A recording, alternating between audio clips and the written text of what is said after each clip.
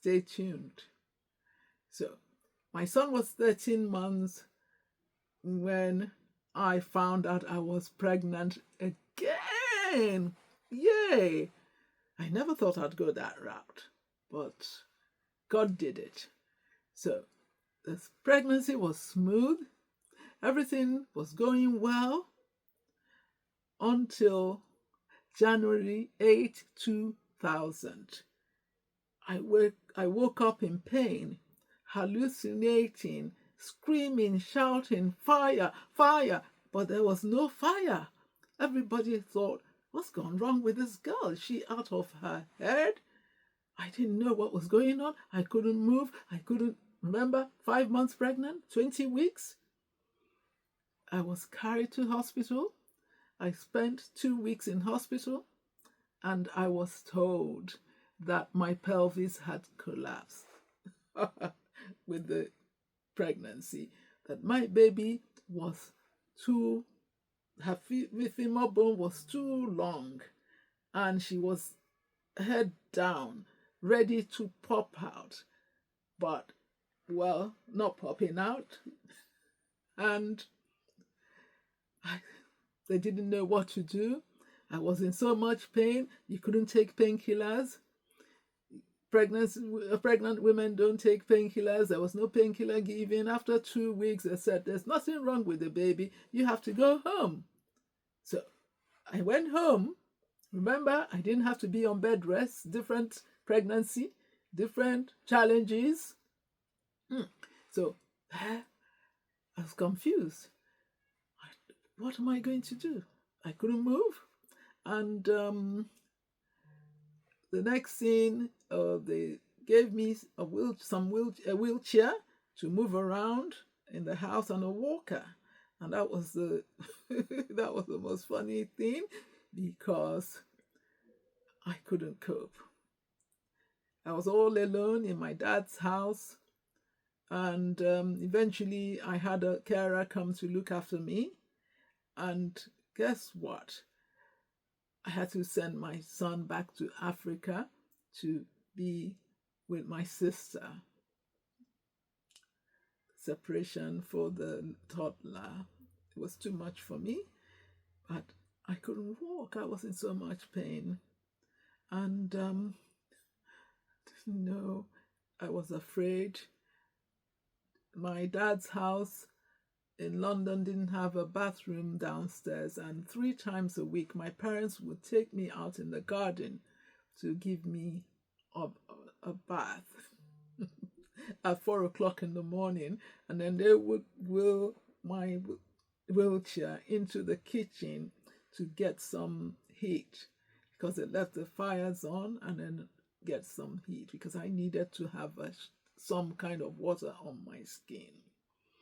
And I was wondering, God, when is this going to end? You're giving me another baby, but you didn't promise, you didn't tell me that I was going to go through this. But I didn't give up. And so all I was thinking, my son back in Africa, what's happening? When can I see him? When can I hold him? And that separation did a little bit to him, because he went back into himself. Because my sister used to call and say, oh, he doesn't say much. But mind you, separation, for, I think kids know, and for to be separated from your mom at about 18 months is too much. So continued, had a carer go to hospital just for my routine antenatal. All out here, there's nothing wrong with the baby, there's nothing we can do. We get you physical therapy. They had some adaptations chair that I could sit on, and had things, if I wanted to do something for myself, that could take me from A to B within the ground floor of within the TV room and the kitchen. And I remember in those days, in the summer, my parents were living in a 6-bedroom house, and we had like 4 receptions downstairs. So I was in the children's TV room, and my room with a bed in it was Grand Central Station yet again, because all the grandkids that came to London for summer were in that room watching TV, and there was my bed.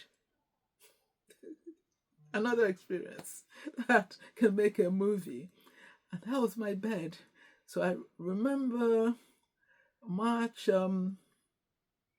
14th, I went into hospital and had my little girl, a daughter. And I thought, God, you're awesome. But then I'd had my daughter, I still cannot walk. It's thought that anyway, maybe after having the baby, things will start to get back to normal. Things didn't get back to normal. I went for my 6 weeks check in a wheelchair. Now, for me to go to the hospital or to any appointment, there's somebody to push my wheelchair, somebody to push chair for the baby. It was a whole entourage going out with me. So, about 6 months later, I started trying to get up and use the walker. And about a year later, I started using crutches. And I used crutches for about a year before I started using crutch. And by this time, I remember, let's go back a bit. There was a time my nephew, a 13-year-old nephew, came to see me on his way back from school, and he realized that I was in a very dark state. So he went back to his mom and said, Mom, this is not the auntie that I know. There's something wrong. So my nephew, who is my godson, was the one that found out that I was depressed. He was only 13. So the next day, my sister took me to my GP, and I said, I want to end it. I'm done. I want to end it. I cannot move. What's the point? I can't lift my baby unless somebody is there with me. And I then realized that I'd gone into depression. And I started therapy. Mind you, therapy is good. Therapy is good for you. Don't say no to therapy. Therapy is good for you. Okay? So after about 6 months of therapy, I said to myself, oh, but there's nothing wrong with me. I'm missing my toddler that is not with me, and I'm managing. I wish I could go out. I wish I could go shopping. I wish I could do this or that, but I couldn't. So what then happened, what's that? One day I was watching this morning program, and they was talking about something about styling, and I thought, oh, yeah, if I could go to Central St. Martin's to do styling, I'll be very happy.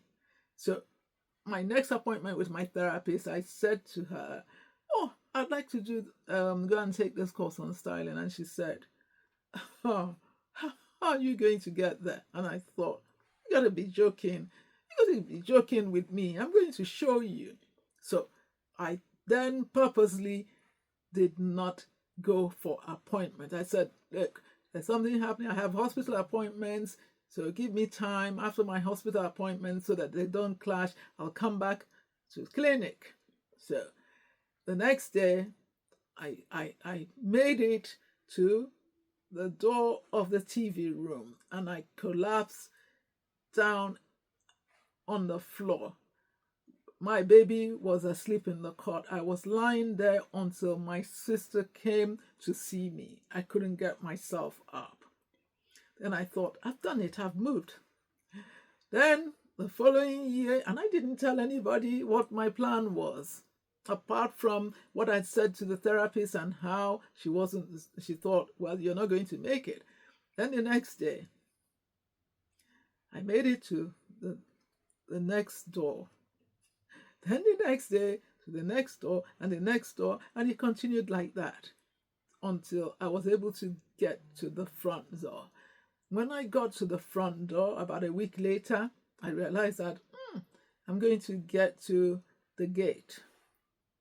So I got to the gate. I realized I'm going to cross the road, which I did. Then I thought, I'm going to get to the bus stop. As I was able to, it wasn't easy. It was painful. The nanny was looking after my baby, and I thought, I'm going to do this for myself. So eventually, I was able to go on that 12-week course at Central St. Martin's to learn styling in 2004. That was my healing.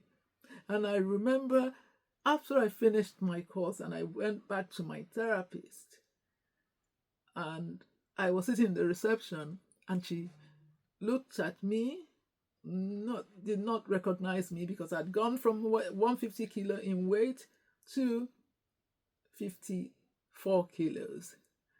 And she looked at the name again and she said, Gloria, can you come in? And she said, what happened to you? And I thought, nothing, just me happened. And that day, I tell you, I discharged myself from therapy. Do you believe it? And I have not looked back, because as I started to express myself, I got my healing. I can remember what I was wearing on that day. I had to buy myself a pair of Maharishi trousers with a dragon embroidered on the side, and I was looking hot. I'd lost over almost 100 kilos, and I knew that there was nothing wrong. I've got my mind. That fashion, that styling course healed me. Fashion is my healer. I am so excited when it is anything to do with fashion. Yes. What is it that excites you?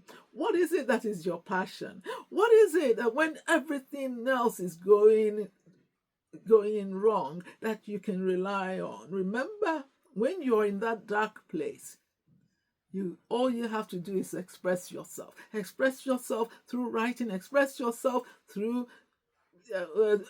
art. Express yourself. The cure for depression is expression. That was my cure. Expression. I started expressing myself in what I wear and the things that I made, because I'm a fashion designer and I've always worked with my hands, and I got my healing. So share in the comments what has helped you in your darkest moments, or have you had dark moments? Please share in the comments, and don't forget to subscribe to my channel. There will be more stories to come. Yes, more stories to come.